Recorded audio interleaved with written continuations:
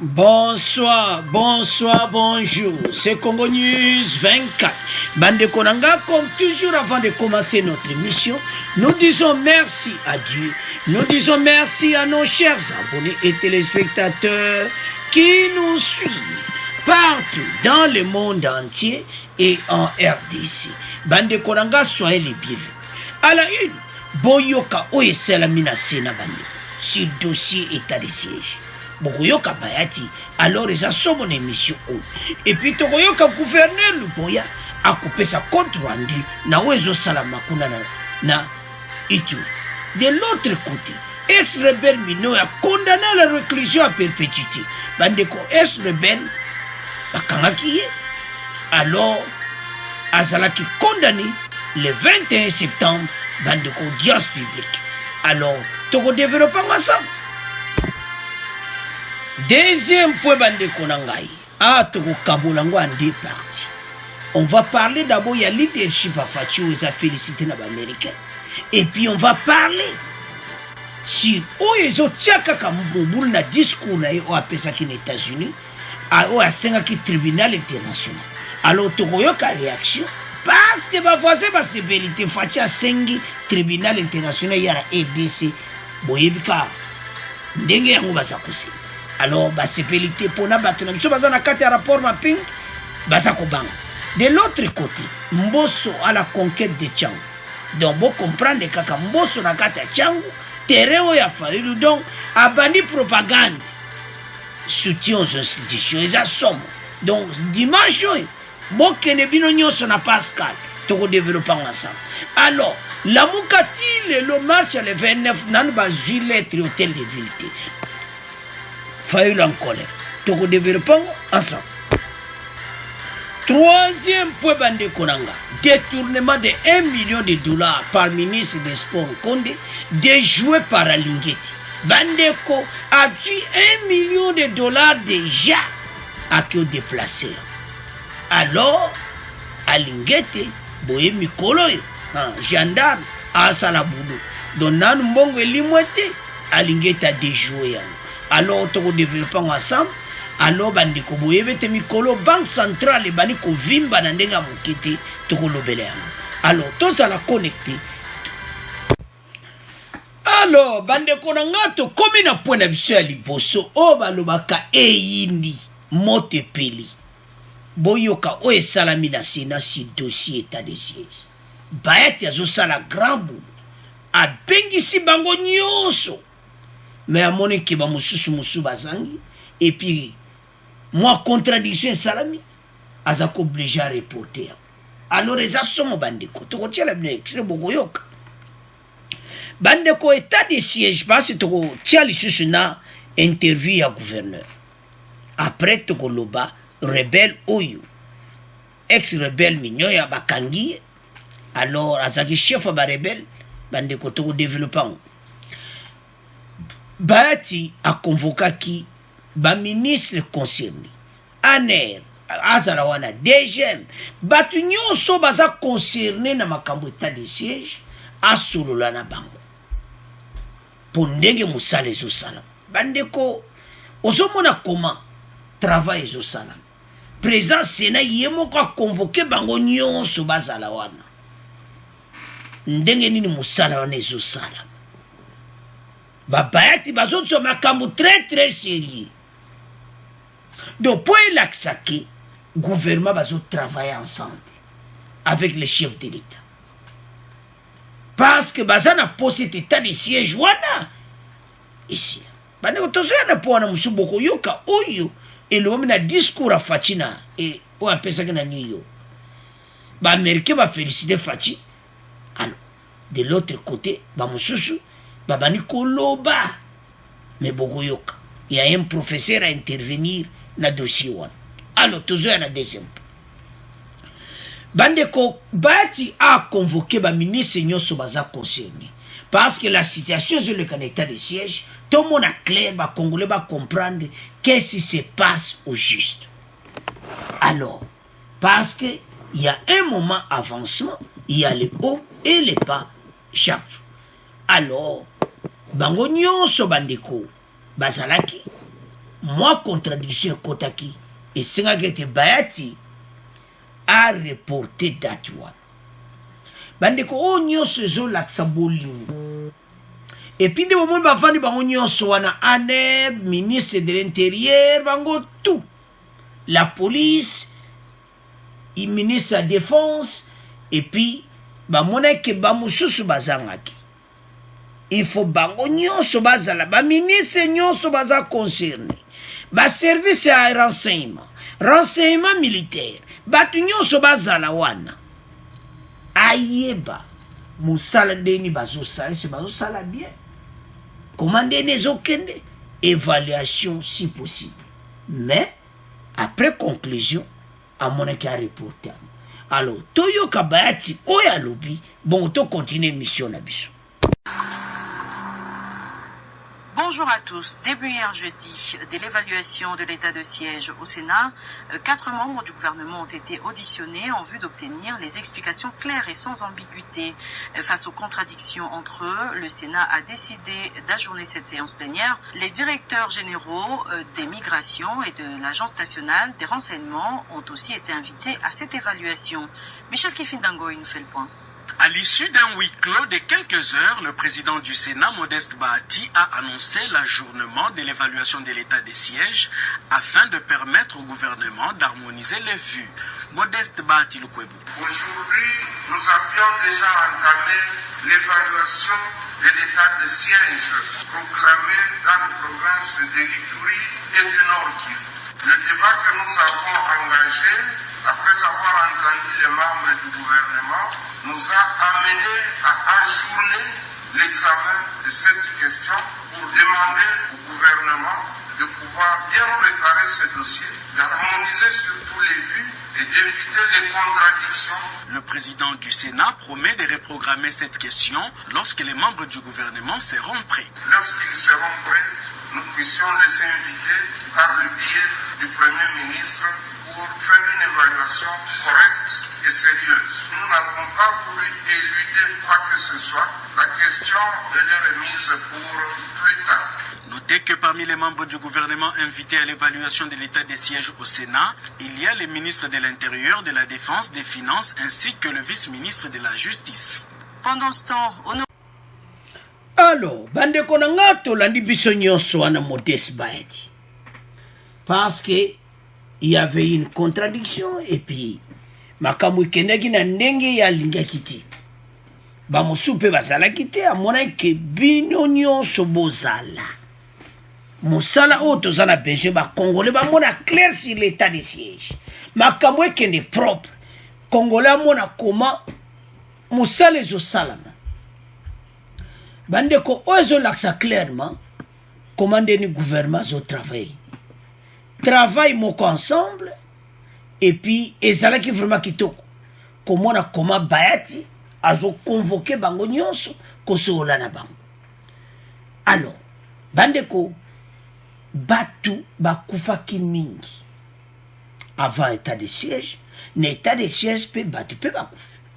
Alors sikoyo ekomi temps ke makambo etokoma nango na suka évaluation bandeko esungaka mpo bayeba epa wapi towuti na epa wapi tozokende.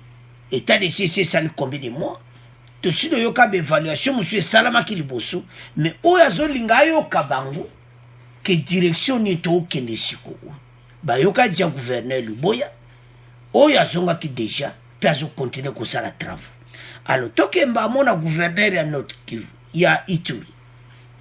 Gouverneur ya Ituri Luboya apesi discours na ye na we utoleka mikolo mpe baotika bango te media donc likanga moke baradio na msa kini baza na bango me likambo esama babe tout justement ntango kaka peuple abeleli mbala moko renfort on se comprendre c'est ça makambo tozolinga avant même bebe yela bato déjà bango basi bakomaki yango tolobaki bendele ekweya te Congolais nyonso sima ya FARDC. Alors bandeko na ngai gouverneur Luboya apesi maloba na ye alobi ke en tout cas bato wana nyonso nde baza wana oyo nyonso baosala yeba ki baza ensemble étranger. Il y a quelques Congolais na kati ya ba groupe wana. Alors tozana bango mayele. Et puis bandeko bato baza kokufa lisunde ba okufa liboso ne bandeliti. Il y a un calme. Bokoyoka yemo pa koloba avec un calme. Travail bandi pena kozwa ba place. ADF a commis une situation un peu difficile na ba mouvement na ye. Boyebi ke ba kanki chef na bango azaye ko manipuler ba drone. Ah, en tout cas, bande quoi ça jordanien. Bon, la même émission passée. Donc, ADF a profité. A koluka tout. Mais Mikolo a commis un problème. Alors, si on va tenir une attaque au Salamaki Jidi, parce que ADF a yé a kangi ba jene beri a Kenabango. Et Salamaki na commande. C'est Jidi. Alors, bah, c'est obligé. Bah, tu es gouverneur, mais comment vous allez habiter tout justement les Salam, tu es direct. Bah, il se base à la sécurité. Et puis, bah, toi, nous sommes bungaki, bah, bani kozonga. Bato bakanze kade fa kena bato wana nzonde bato bakima ki oika ndoli kamwebo palangani. Alors FARDC a commis bato babani kozonga. Parce qu'il y a un travail. Nous savons très bien qu'il y a le haut et bas.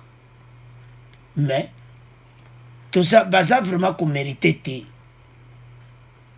to banda ko supporter to continuer ko supporter bango. Alors, Toyoka gouverneur, bongo, to continue mission nabiso. Notre invité, c'est le gouverneur de la province de l'Ituri. Le général Johnny Luboyankashama revient sur l'attaque menée la nuit dernière par des rebelles ougandais de l'ADF dans la localité de Komanda. Il appelle la population au calme et affirme que la situation est sous contrôle des FARDC. Il s'entretient avec Martial Kizabiamungu. Monsieur le gouverneur de la province de l'Ituri, bonjour. La cité de Komanda a été attaquée par les ADF. Quelle est la situation actuelle? Oui, la situation, je viens de parler avec le commandant qui est là, le général Moubita. La situation est calme. En fait, peut-être pour te donner, informer un peu plus nos populations, il y a eu ces derniers des gros bourbiers, non seulement des gros bourbiers, mais il y a un camion aussi qui a obstrué la route, la RN4, de sorte que nous avons autant de véhicules, de camions à commande. Aussitôt cette attaque, mon général, quelle a été la réaction de l'armée? Parce qu'on apprend que des détonations d'armes lourdes ont été entendues dans Komanda. Alors, comme vous savez, ces ennemis, c'est toujours vouloir s'attaquer à ces véhicules, s'attaquer. Alors, ils ont voulu ce soir tenter un peu, peut-être de mettre le feu et tout. Donc, un petit groupe là s'est infiltré parmi la population. Comme vous le savez, ils font un tenue civile et tout. Parmi la population pour essayer de s'attaquer à ces véhicules. Mais heureusement, nos autorités là, les hommes sont là et donc on a pu quand même maîtriser la situation. Jusque-là, c'est calme, mais évidemment, comme vous le savez, nous avions parlé d'effectifs et nous avons eu nos hommes qui sont arrivés. Il y a un petit temps d'administration et de remise en condition. Je crois que la situation sera vraiment bien récupérée d'ici là, donc il n'y a pas à s'inquiéter. Monsieur le gouverneur, cette situation a créé une psychose parmi la population. Cette dernière a même quitté pour se diriger sur l'axe Mambasa et axe Bunia. Quel est le message que vous apportez à cette population? Vous savez, dès le moment où j'étais informé qu'il y a des problèmes sur la RN4 et que les véhicules commençaient à s'amasser dans la petite ville de Komanda là-bas, j'ai vraiment renforcé les unités là-bas en véhicules montés, ainsi de suite. Et que donc, c'est tout à fait normal que cette population ait paniqué parce que on a quand même, je crois, ils ont utilisé tous ces véhicules montés là et ça a créé un peu de panique. Mais je pense que comme le problème d'effectifs est réglé, d'ici là, la population va se rendre compte que ça sera un mauvais souvenir. Donc on fait un peu d'administration, on est en train de faire l'administration et demain je crois que tout va aller, il n'y a pas de problème. On sait qu'il y avait des mouvements, de tous ces hors la loi là-bas, tous étrangers associés évidemment aux nationaux aussi. On sait qu'ils ont fait un mouvement et donc si on ne s'était pas préparé, je crois que peut-être ils pouvaient causer des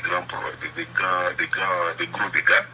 Mais heureusement que nous étions prévenus et voilà, ils ont essayé d'en profiter aux petites heures du soir, pensant qu'ils vont peut-être faire réitérer leurs actes, mais ils ont quand même été freinés et je pense que ce sont des choses qui ne vont pas revenir encore. Oui, vous savez, c'est la nuit, hein, comme vous avez dit, c'est aux petites heures de la nuit que ces gens-là sont entrés, qu'ils ont fait paniquer. Et je pense que la riposte de nos éléments, avec tout ce que je vous dis là, avec renfort en véhicule monté, je crois que c'est ce qui a fait paniquer la population. Mais comme je l'ai dit, qu'ils se tranquillisent. Je suis sûr que d'ici demain le soir, ils vont se rendre compte que non, ils seront vraiment sécurisés.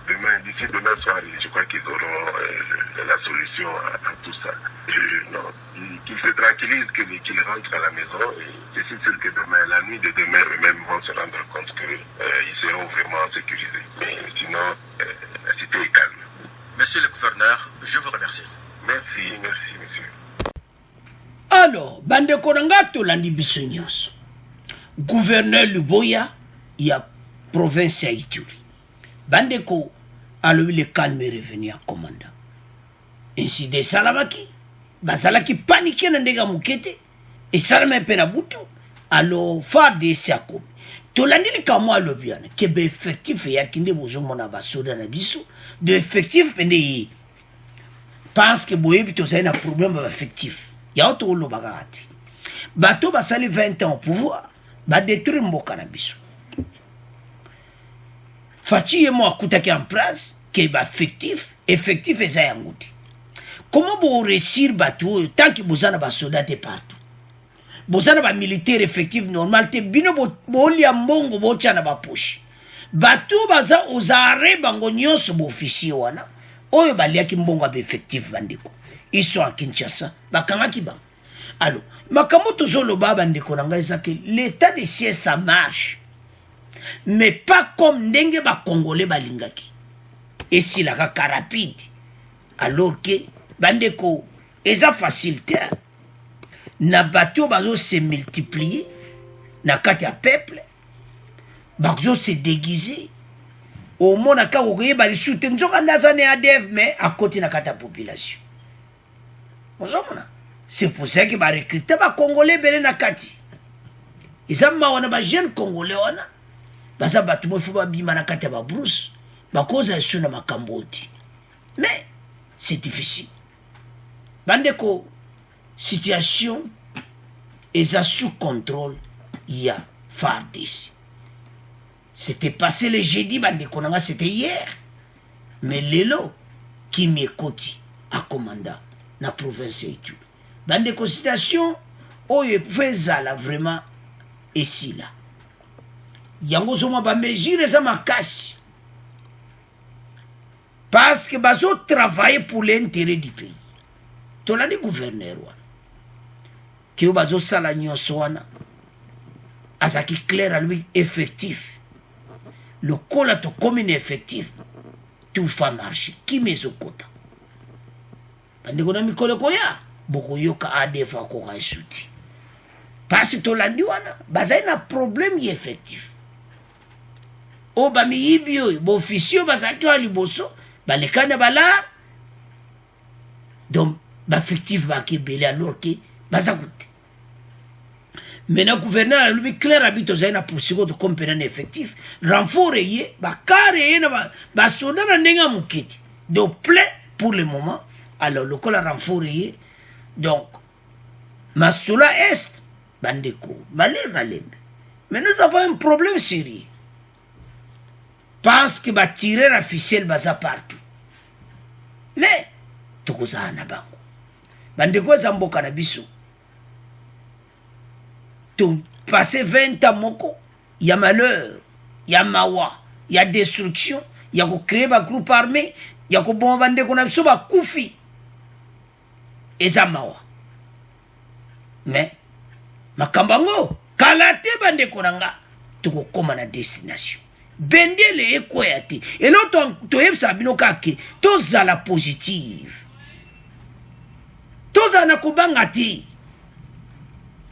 pase munguna RDC kaka congolais ye moko makambo ezolekana eska bango na bango bacongolais lisusu kaka biso moko tosala mabe me tofungola miso changement de mentalité alors tala travail baosala bomoni ex-rebelle wana telemi ex-rebelle mignon a condamné à la réclusion à perpétuité.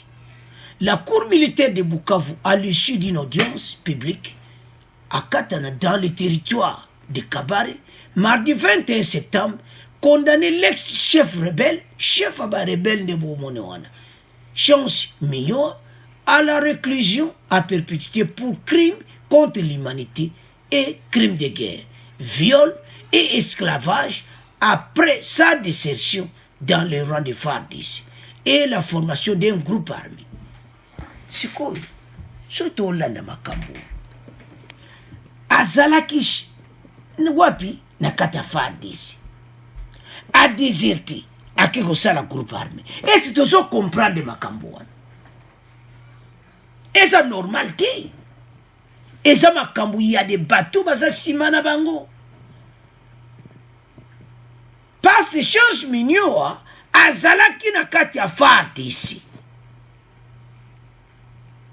Il a déserté. Alors bandeko, c'était le mardi ba kondanaki. Donde tolobawa azo mona bakamnai.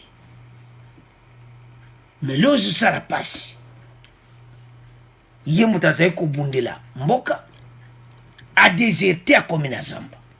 Tambo kola na bato ya origine na bango ekosala kaka pasi metoni na biso kolobati po mawa mboka na biso botala sumbela oyo bato basali 20 ans na pouvoir batikeli faci au dernier de sumbela hein dernier de potopoto batikeli faci après boloba na ke na 2 ans oyo alongola potopoto nyonso quel esprit bande ko to loba bien ko tout est aux ala naïf na makambo zo mwana polele Fachika kazozo a deuxième mandat makama bien ko sama na mboka ba congolais bo fungola miso tale pa mboke wuti ex-rebelle azalaki na kati ya FARDC sa déserté.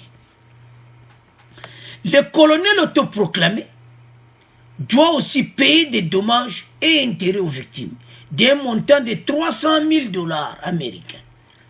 À kofuta $300,000 américains donasi basi bakangi ba compte na banque. Baza ba compte na banque. Ah, nzambira ngai. Mboka na biso. Azalaka na iwana motema nezalaka na wapi na samba. Donc ya otambwane na FARDC allez. Opération, allez, opération. Nzoka nde yaya azana bula ku déserté akene na zamba. Donc ya oto lobaki FARDC baza en communication na bato baza na zamba o bazo sala biso mabi. Ngai mboka na ngai mboka na biso. Après sa désertion au sein de FARDC en 2017, Change Mignon sera l'un des chefs de la milice. Bandeko, ce n'est pas possible. Makamboyo. Non. Bandeko, ça fait mal. Milice Royal Mutomboki et sera accusé de plusieurs exactions. Et ça mawa. Donc, combo na Mutomboki. Yokada no combo, hein. Même il y a milice naï. Ces gens sont des criminels. Pour na kubomba bandiko na soba congolais. Et sera accusé de plusieurs exactions contre les civils dans plusieurs villages du territoire de Kabare, dans la province de Sud-Kivu, entre 2019 et 2020. Bato bazanaba, bazamba, naba village, baza ko souffrir aux alentours. Ce n'est pas possible. Alors, bande ko botala sikoyo et pas wapi mboke wuti n'est pas tout kende. mais ça fait mal. Bandeko, ils n'ont pas si peu mawa, mais tout les changement de mentalité. Tout ce qui est premier point, tout le monde qui est un deuxième point. Alors, bandeko, on a deuxième point, tout divisé en deux. On va parler d'un discours à Fachi aux États-Unis, où ils ont semé caractère. Donc, l'Américain va féliciter le secrétaire d'État américain, Anthony Blinken, ma solo na Fachi. Baso solo là, ndenge travail au Fachi Azosala, na Union africaine, pe na RDC. Et puis, tout le basile, commentaire à discours, boyo ka professeur, a quoi intervenir. Depuis New York aux États-Unis d'Amérique, où séjourne en marge de la 76e session de l'Assemblée générale de l'ONU, le chef de l'État congolais a échangé le jeudi, donc c'était hier, 23 septembre, avec le secrétaire d'État Blinken. D'après le porte-parole de NetPress, les deux personnalités ont discuté de l'avancement des priorités mondiales régionales communes par le biais du partenariat privilégié pour la paix, la prospérité et la préservation de l'environnement entre les États-Unis et la RDC. Bandekoza pasipe mawa. Na batoyo bazolinga mbokati. Tala nde bazokomisa Fachi na musala. Tala ndenge Fachi aza admiré na ba-américain. Donc c'est comme ça. Bah, mon travail, je sais les acquittons. Alors, tous les gars, mon discours. Bah, américain, bah, le discours, bah, yambe, on est singo. Bah, c'est peli. Mais de l'autre côté, bah, voisin, bah, tomboki. Bah, nani, bah, tomboki. Donc, yoka. Discours de Fachi, tribunal international à RDC. Fachi a sengaki na kata discours ne alobike a souhaité on pas de deni mukwega kutana Fachi a ibse Fachi que il faut tribunal international za la RDC ko sam sa ba crime nyonso o salama ke na mboka na biso bayaya ba chelo nginase bayaya bazana colère donc zanga mobulu ba voisin bazana kanda tribunal international oh makambo za sundeni Fachi asengo na discours oh mais asengiti mais batu basepeliti. Alors tokoyoka professeur Augustin Magemosi oaza docteur en géopolitique et en relations internationales yako expliquer parce que discours wana ezaki na problème te est-ce que soko alobiki parce que tribunal international biso ba congolais batosengati bon mabewa so Fachi alobiki tribunal international sama na EDIS. Batu batomboki, batu bakiti bilongi, batu bakomi na colère, bafase batomboki. Oh, mais pour ce tomboka nini? Alors, bandeko, sans plus tarder, toyoka professeur Augustin, bongo to continue mission na biso, pour eza koyinda na mission. Explique l'intégration croisée des pays d'Afrique. Quand il parle du réchauffement climatique, de la lutte contre le terrorisme. Il cite même pour la première fois un certain nombre des États de l'Afrique de l'Ouest où il n'est pas en soi le chef de l'État, mais il est le représentant des chefs d'État d'Afrique. Moi, je pense qu'il a fait un discours propre, sobre. Il n'a pas fait un discours d'attaque pour demander directement qu'on crée un tribunal pénal international, mais il l'a souhaité, il l'a demandé. Il a demandé. Vous pensez, professeur, que ça serait une attaque, le fait de demander qu'on puisse instituer un tribunal pénal international pour les crimes commis en RDC? Non, ce n'est même pas une attaque. Madame, un tribunal pénal international requiert des préalables. Mais moi, je pense qu'il faudrait plutôt à la République démocratique du Congo de forcer la main de la société internationale que vous appelez la communauté internationale, parce qu'il n'y a jamais eu un gouvernement mondial pour réguler la scène internationale. Il faudrait que la RDC commence d'abord par modifier sa législation pour en faire comme la Belgique, une compétence extraterritoriale. Commencer d'abord la RDC, commencer d'abord à enquêter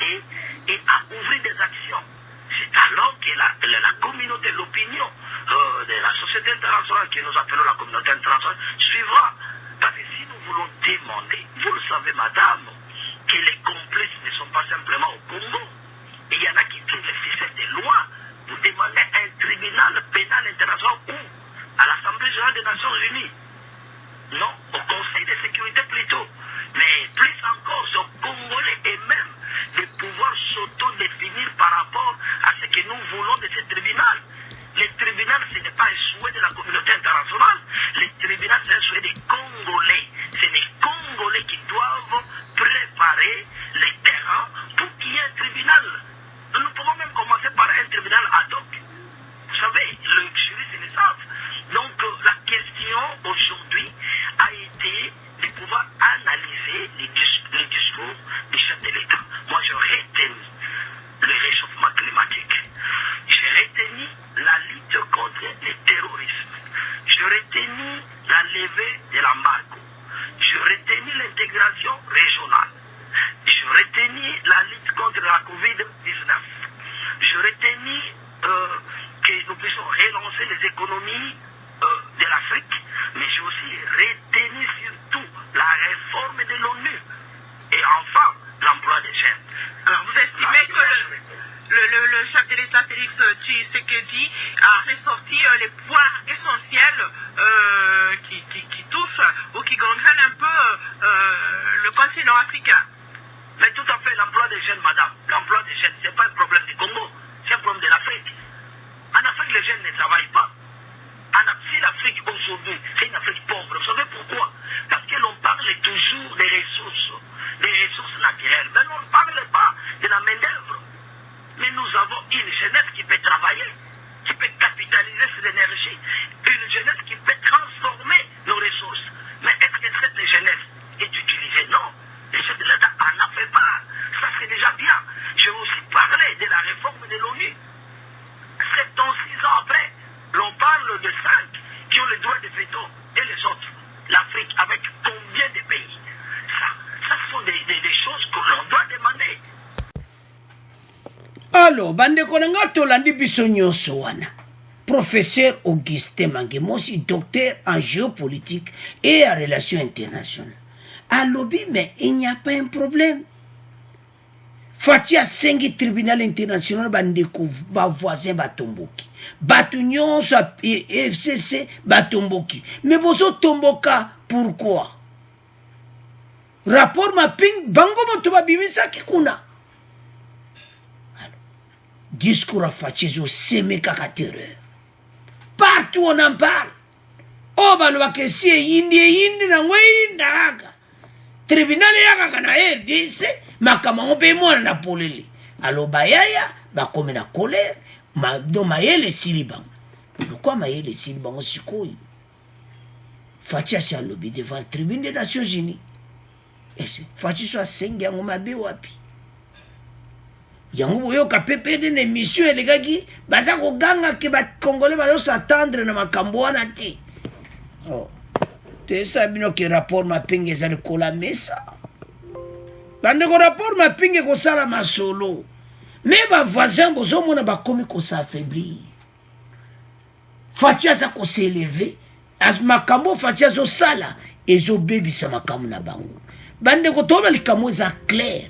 Direction Fatia Zokende et cette direction ba voisin ba tambola kati ba voisin ba sana ba dictateur mais Fatia sana ndinga zo tambola et ça ndé ba ba tambola te bango ba zo mona Fatia yo bebisa ba cop na bango Fatia ye no ba lo mo pepe asika mo pepe na zanini Fatia ino mo pepe ne que le peuple d'abord contre sa peuple na yote peuple no azokate anyo komate makambo nyonso mabesila tribunal international yana EDC baya ya batomboki me botomboka koma tolandi biso nyonso professeur Augustin Mangemosi oaza docteur en géopolitique awuti ko expliquer na radio na biso na Kinshasa abi likambo e problème ezate c'est les Congolais ndefo basenga yango oni akoyaka mbamo ya kotia yango te. Alors, lokola Fatia sengi on a discours na ye, eza ya kuinda, esi yindi.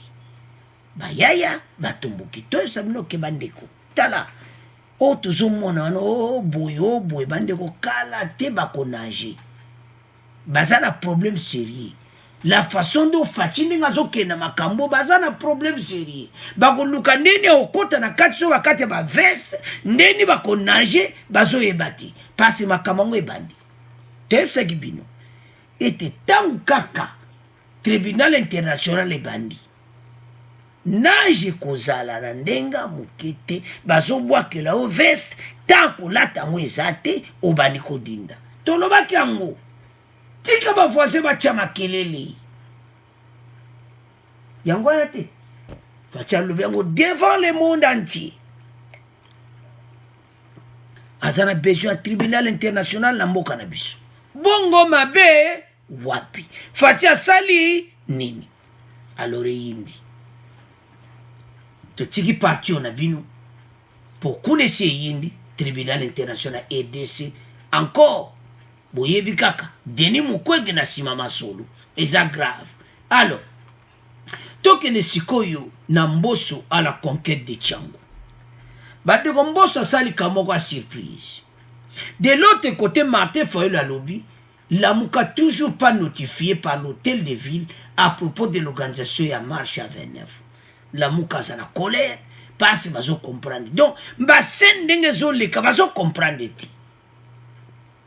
Ba bengsi bon le 25. Donc demain na hôtel de ville na Ngobila. La déconsidération est à Sakanati. Alors, propagande des bandits. Mbosso à la conquête de Tchango. Wapi Botuna. Dimanche Oyo. Na stade municipal de Massina. Kuneza Kuinda. Mbosso a écoyé sa peuple. Tala. Nzela wanati. Bo soutenir l'institution. Et Zaya Kuinda.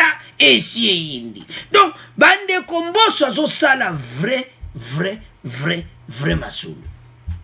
Le président de l'Assemblée nationale, Christian Mbosso, annonce un meeting populaire au stade municipal de Massina pour soutenir les institutions de la République démocratique du Congo ce dimanche 26. Stade municipal kozala plein à craquer bana Tchango tout na kati ya stade balobi bango tukuna. Mema be wapi kote la muka meteme zobeta tout mais mbuta ekosani na mabe Fayulu mbuta ye masolo mbuta bani yango toloba propagande élection 2023 bon mabe wapi. Selon les bribes d'information glanées au palais du peuple, le speaker de la chambre basse parlement sera non seulement dans sa casquette du président du parti de la Convention pour la République de la démocratie, CDR, mais aussi de l'Assemblée nationale, afin de sensibiliser le peuple congolais pour soutenir les institutions de la République pour la paix et la démocratie. Boyebi parti nae, Convention pour la République et la démocratie, CDR. Motekopela. Bata CDR balobi. Déjà, Tchango eza koningana. Donc, motu nyonso direction stade municipal de Massina. Sobi direction de yango. Tango koki. Dimanche oyo. Bana Massina. Bana Kimbanseke. Bana ya Kingasani. Bana Njili. Oh, binotu. Direction stade municipal à Massina. Bon comprendre ka yemoko président de l'Assemblée nationale kozala wana akosolola na peuple. Message to soutenir l'institution. Bon deuxième message. Bolanda batu wana te bazoko sabino bana Tchango. Masole za koto. Ekoza mubulu na stade. Donc kuna koza koinda. Alors sikoyo Martin Fayulu ayoki Mbosso azokenda kata tere na ye. Oh, mimbuto aza kusaa nini awa na Massina. Oh, boma be wapi. Siko Martin Fayulu mbala moko. Abime, biso apeta na problème. Quel problème? Lamuka toujours pas notifié par l'hôtel de ville à propos de l'organisation de sa marche du 29 septembre. Avec il le lettre officielle. Parce que passe ma quand collé combien soba pexi marche avant même obimana le pango déjà zakala kata porte dans le pango ongo bimaka okutana bango okobimana nzelati tobo mubulu alors siko faut le azur raisonnable toujours lettre ti zala les Congo News aza ko informer bino ete ba inviter bino boke masolo na ngobila Nakaso. Ils sont invités. C'est comme mes obéta. Mais ba invité biso donc ne ko sala nini. Ba invité bino masoleuse à la kuna. Ngobila nakasongo ba invité okende kuna. Alors yaya zobanga azoyebate asala sikoni. Alors bande ko Martin Fayulu mayele sili. Ata la gauche, Mbosso, aye na kata changu na terre. Aye kopesa meeting dimanche. Ata na droite, kotali nga kende pepo yeba bon ça marche na ye, lettre a zozwate. Alors, Martin Fayulu, moteme komidon, colère mati. Fayulu en colère, azeba makamako leo nyako salati. Alors, bande konangeza ya kuinda, Mbosso na kata terre, masole bandi. Alors, to avancé kaka inda kaka masina do mote pela kaka onga muta ici onga muta CDR oya Mbosso. Alors vous comprenez pe bana wewe pe bakosangana kuna e ozaka embouteillage mwana wewe aleki mwana CDR aleki mwana ici aleki donc kuna kaka babeta na kamitu mais Mbosso promettre que meeting on les apprend à soutenir les institutions malgré Martin Fayulu a sana inquiétude à kusakana ngote pour-il le azo du lettre na été pour la marche dans le 29 et de l'autre côté à Mona grand maître les doyens des doyens Mbosso Kodia le président de l'Assemblée nationale na kati ya Changu na stade municipal de Massina donc eza mobulu. Alors bande koranga eza kuinda c'est à ce point to komo tika deuxième point to komo kendena troisième point. Alors bande koranga to komi na troisième point na bisu bande ko détournement de 1 million de dollars par ministre des sports qu'on déjoué par Alingite, c'est-à-dire ministre des sports bande ko a Jimbongo Moko oyo il fallait saler la musala à côté on a compte Moko compte Moko tobe moka compte mystique Alingete nde bozo mona wana simbi bima bo comprendre ka ya kuma lokola talisman donc atalika kana ba caméra ne ka bwa bien makamba weza mobulu Alingete atali bwa bino. L'inspection générale des finances a confirmé dans un communiqué ce jeudi 23 septembre avoir déjoué une tentative de détournement de l'ordre de 913-738 au ministère des Sports et Loisirs, dont Yadola, des fonds sollicités les 13 et les 14 ou par le ministre Serge Tchembo Konde au ministère du Budget au titre respectif de 350 000 $, pour la contribution du gouvernement pour l'organisation de la deuxième édition du tournoi de football du Congo, Tifoko, et 480 000 € pour l'acquisition d'un football stadium, screen et du groupe électrogène pour le stade de Marty. Parce que le stade de Marty va se réfectionner, alors il y a 1 million de dollars et paiement quelque part. Alors, Alingete, Ayoyeba et pas Mbongwangweza. Ces deux sommes demandées à l'issue de la FECOFA ont été logées dans un compte de cette dernière par le ministère des Sports et Loisirs sans aucun soubassement. Mbongo sans soubassement, Mbongo wana ezo sala nini. Il n'y a aucun soubassement dans Mbongo wana. alors bandeko na ngai eyindeli donc mayele sili amoni sho eza te alingi ete amoni yango na batalisman na ye ndeka boomona simbi nini na ye nazovigile atalaka bwe 1 million de dollars. Oh.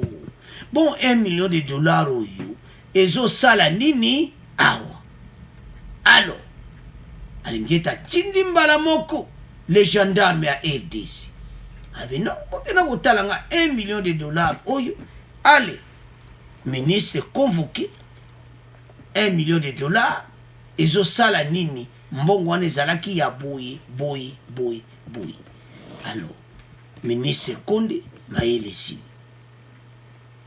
ezosala pasi bandeko nanga parce que makambo oyo toyebi ke yaza na colère bandeko afashe na ndenga mokete ministre des sports alobi na ye akeba ngaza muyibi te mbongo ezalaki wana me evandaki ezosala nini mbongo bapesaki banda le 13 le 14 août ministre ya budget mbongo ebimi batu signé eke kuna mbongo epema quelque part babitei oyo tolandango malamu alors bandeko na ngai tala makambo oyo eza su makambo toyoka soni se alingeti azotika bango tante pourquoi alingeti azotikela bango tante parce alingeti azolinga kutu te comme osi oyibi te avant même oyiba batalismen alingeti esi emoni déjà na musika bandeko tala ministre ya sport tika no kotomboka ministre ya sport atomboki na ndenga mokete so bolandi na bareseau partout so bolandi kaka oyo azoloba bandeko afashe abi ayibi mbongo ti sikoyo tolanda nango la logique des choses mbongo wana osengaki yango pourquoi wana première question soki alobi ntina asayelaki yango mais pourquoi mbongo evanda banda kala kuna esalaka nango eloko te alors alingi ete adejoue yango mbongo ezongi na trésor public bandeko tosouffrira tokumisa alingi te bambongo ezali kolimwa kabo tocomprendre ministre des sports ozotomboka mais yebaki eza tentative de détournement tentative ezaka condamné parce que so tente me koboma mutu baokanga yo batio na prison donc batentative nyonso soki bazotika bino bozalaka na esengo parce olingaki eza tentative mbongo balobi sans soubassement alobi yango bien ke il n'y a rien na mbongo kaka evanda mbongo wana ezosala nini ozolana bandeko nanga donc bato oyo situation na bango donc il faut bato oyo non totala bato malamu parce que eza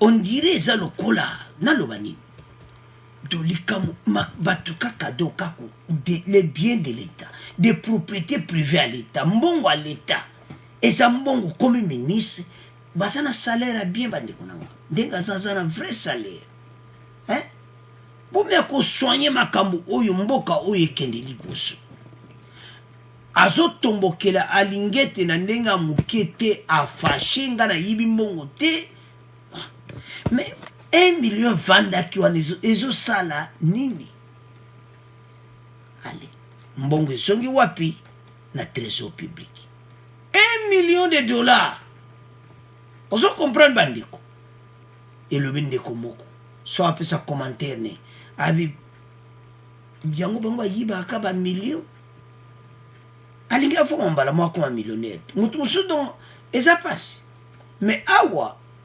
tontoloba ministre